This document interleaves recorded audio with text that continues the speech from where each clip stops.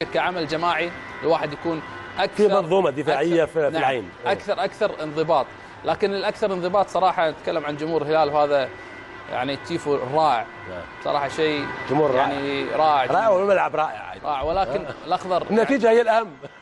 كابتن فيصل الاخضر لغايه الان الجمهور لم يعني يكون كعادته خلف المرمين، مو متروس العاده مفول الملعب. لكن صراحه الروعه في هذا التيفو. والله شوف المنظر منظر بديع جدا، يعني يعطي البطوله الاسيويه. حتى انت ذكريات عادت. لا احنا ما لحقنا على التيفو، ما لحقنا على التيفو لا بصح الملعب والجماهير لا من زمان. لكن نتكلم عن التيفو والجماهير، تشكيل الجماهير هذا له دور كبير. ولكن المباراه الاخضر حقيقه مباراه فيها كم كبير من الموهوبين. نعم. نفز امام عموري، ناصر اللي في صراعات داخل هذه المباراه، مباريات داخل المباراه. نعم داخل المباريات، وسيكون هناك حقيقه جمل فنيه كبيره لان الفريقين يمتلكون كل المواهب القادره على ان تظهر هذه المباراه بشكل ابداعي جميل ورائع حقيقه، لان الموهوبين داخل الملعب كثر.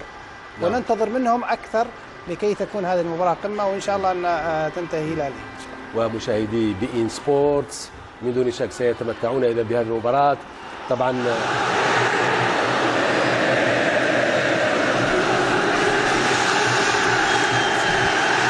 شكرا للزميل الاخضر بالريش.